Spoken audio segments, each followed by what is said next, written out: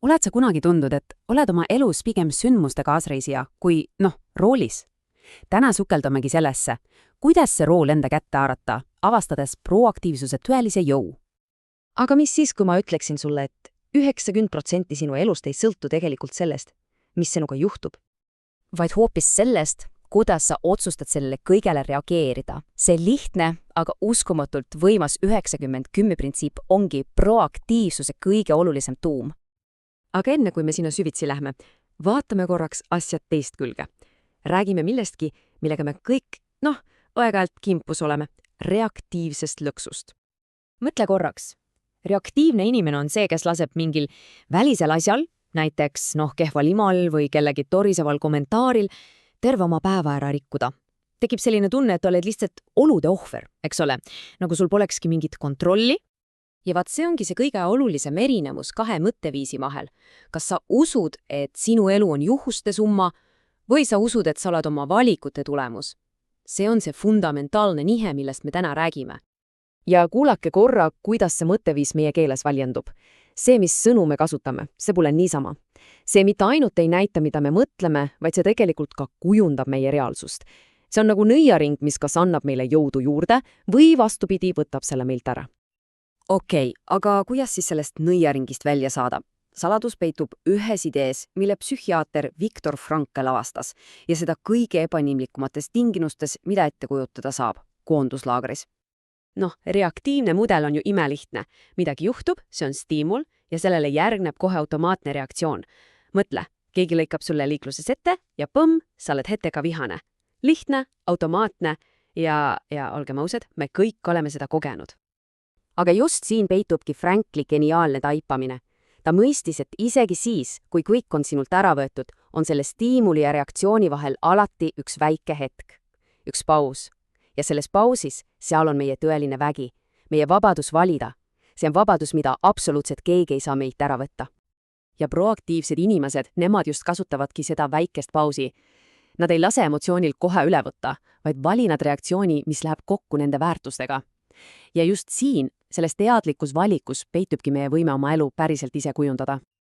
Okei, see teooria kõlab ju hästi, aga kuidas seda siis päriselt oma elus rakendada? Kõige lihtsam on alustada sellest, et saame aru, kuhu me oma aega ja energiat tegelikult paneme. Ja selleks, et seda paremini mõista, pakub autor Stephen Covey välja ühe väga lihtsa, aga samas geniaalse mudeli. See aitab meil justkui kaardistada, kuhu meie vaimne energia tegelikult kaob.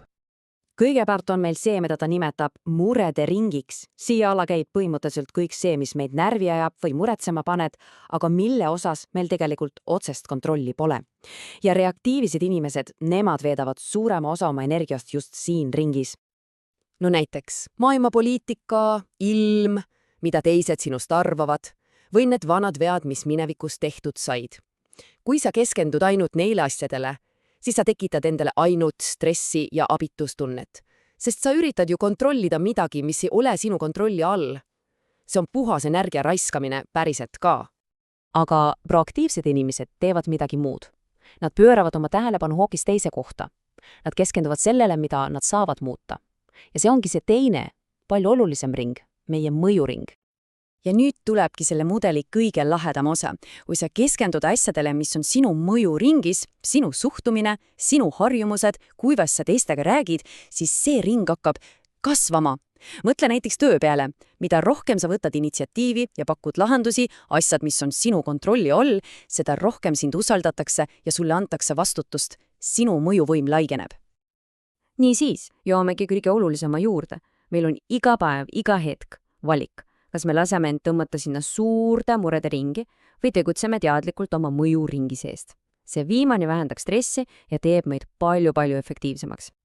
Okei, aga praktikas? Kujuta ette, et ülemus saadab sulle parajalt turtsaka e-maili. Mida sa teed? Esimene samm. Ära vasta kohe.